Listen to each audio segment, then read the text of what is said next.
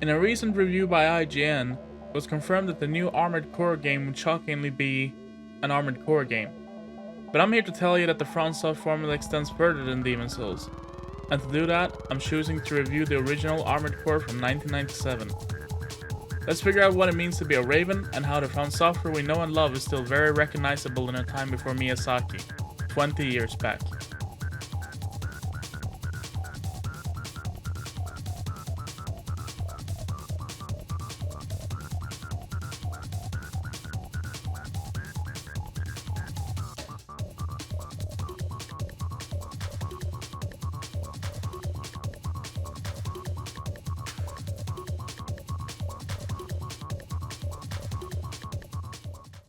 Story. You are a Raven, a mercenary who accepts missions from the highest bidder. After a war referenced as the Great Destruction took place on Earth, the surface has become uninhabitable, and everyone lives in tunnels now. Mega corporations like Murakuma Millennium and Chrome employ Ravens to do their dirty work, and you're complicit in all of it. Were those terrorists that you just blew up really terrorists? Think about it. The story will eventually branch out depending on what corporation you do the most missions for, as well as multiple subplots that happen in the background. In true FromSoftware fashion, if you want to learn about the world you're playing in, you'll have to access the mail and ranking screens. They are not important at all to the gameplay, but it is up to you, the player, if you are actually interested enough in the story around you to partake in reading it. Gameplay. If you play the Soulsborne game, you know the start of FromSoft games doesn't mess around. At most, they'll tell you the basic controls that you need to know, and then they send you off to fight the tutorial boss. Armored Core does not give you this luxury. After a brief text that tells you you're about to take a test to become a Raven, you're faced with this. System engaged. Maybe the controls are explained in the manual for the game, but I emulated the game and I didn't have access to it. You know how it says in the opening text how if you fail the test, you die? Yeah, they will boot you out to the main menu, so you have to name your pilot again. In order to avoid that, here's a basic rundown of the controls. Notice how we have the original PlayStation 1 controller and now a DualShock. There is no analog support in this game, making thumbsticks completely irrelevant. The reason for this is that this game predates the DualShock design, and the series wouldn't feature double thumbstick support until much later on the PS2 anyway. You walk forward and back, and turn your mech left and right using the D-pad. To strafe left and right, you use L1 and R1. To look up and down, you have L2 and R2. Cross lets you jump and boost, square fires your currently equipped weapon, triangle cycles through the weapons currently mounted on the Armored Core, and circle interacts with objects and lets you melee if you have a sword equipped. In my opinion, it is actually quite a comfortable control scheme. The only thing that really irks me is using the triggers to look up and down, but everything here is available at your fingertips. You never have to use a claw grip to have a comfortable access to all the functions, and there's no thumbsticks you have to keep sliding off from to hit the face button. You might think that aiming for targets in a shooter without thumbsticks would feel horrible, but it is far from the truth, as we get quite a generous lock-in area with our starting AC, and it becomes evident that good strafing and turning is what will help us aim. Once you've gotten accustomed to the controls and take out the training MTs, the test is over. From this moment on, you are a Raven. You're done with your test, and the game throws you into the Raven's Nest where you can access the mail and ranking screens as mentioned earlier, but also the very important shop and garage screens, where you can buy new parts and customize your AC. I will be covering the garage in extensive detail later, but it really warrants a section by itself.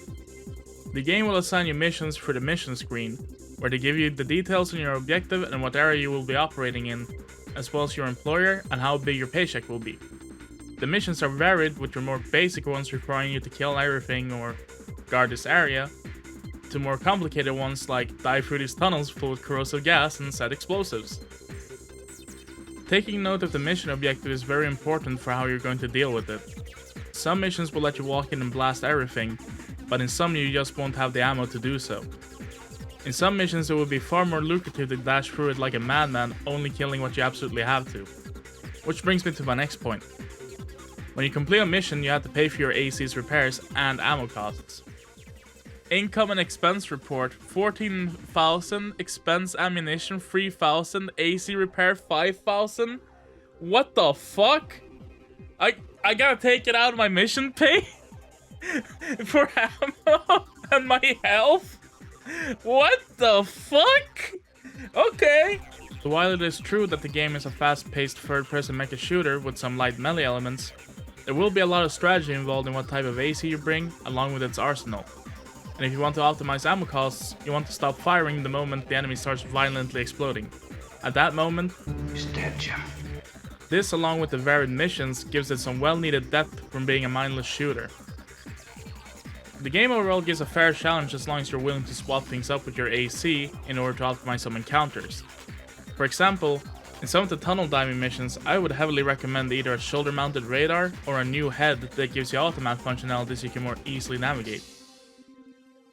Your armored core feels great to pilot, and they really nailed the feeling of walking around in a multiple-ton war machine. It only gets better when you learn how to properly boost around if you're playing bipedal. For example, you can bunny jump into a boost in order to stay fast and swap movement direction without having to reset your momentum all the time. This also helps you conserve energy while boosting, assuming you're playing a bipedal. I will get into the different types of legs you can equip later in the garage section, but do note what legs you have equipped change up your playstyle. For my playthrough, I used weapons that have pretty generous lock-on field to assist with aiming, and it's thanks to that lock-on field that makes me not miss having to finally steer my crosshair with the thumbstick. It feels like FromSoft set out to immerse you into the shoes of a mecha pilot, and they succeeded first try. The gameplay loop of doing missions, getting paid, and customizing your AC feels absolutely fantastic. But I have to mention the one major flaw this game has: the cinematic 22 frames per second. Ouch. I understand this can't be helped, the PlayStation 1 is only capable of so much. But it's bad enough that I can't give it a pass, as frame rate to me directly responds to how fluid a game feels. And for a fast-paced mecha shooter, this can become a bit of a problem. Not enough of a problem to make me put the game down altogether, but it's enough to really annoy me. Plus, when there are too many enemies on screen, the frame rate drops even lower. With the main gameplay section out of the way, we can move on to the garage. Hey, want to listen to some tunes?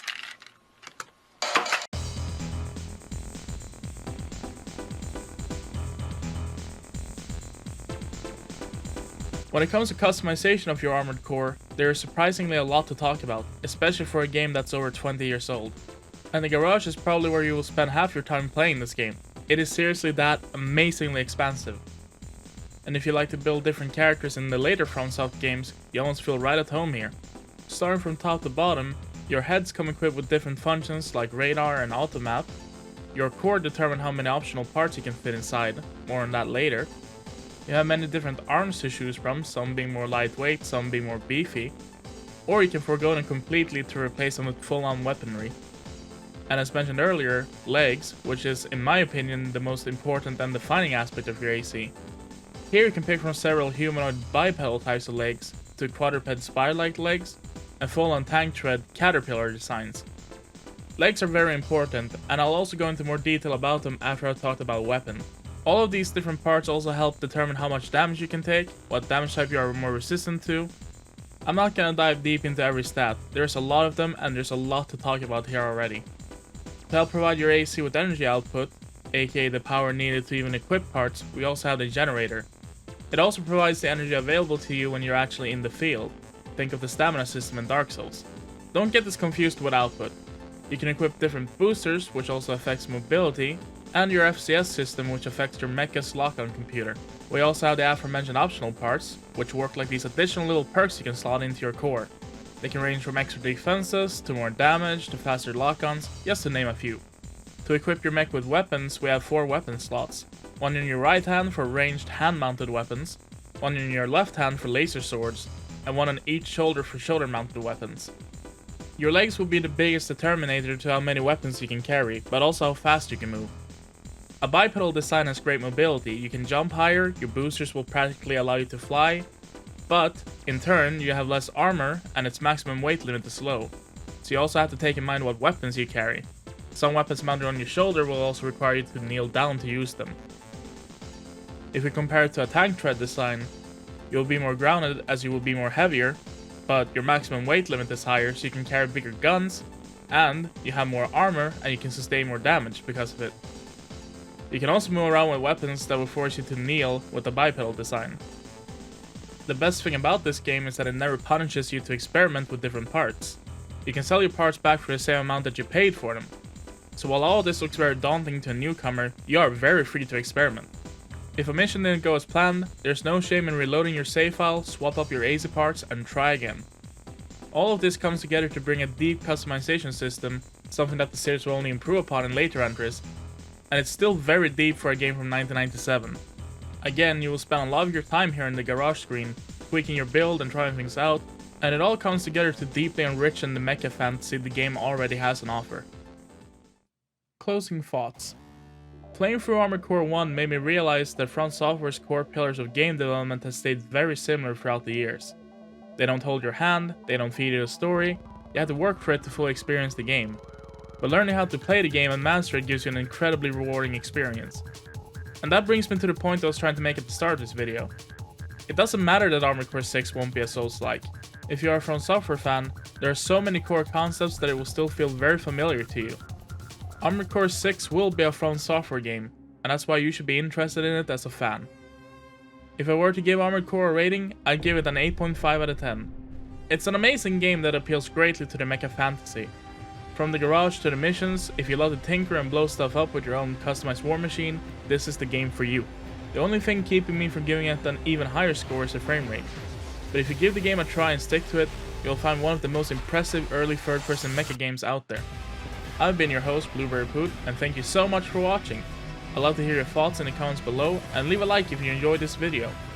You can find me live here on YouTube every Monday, Tuesday, and Thursday at 7 PM Central European Time. It just so happens that I'm streaming a lot of Armored Core right now, so if you're interested, come check me out. For more gaming content and Armored Core, subscribe. See you guys in the future. Bye!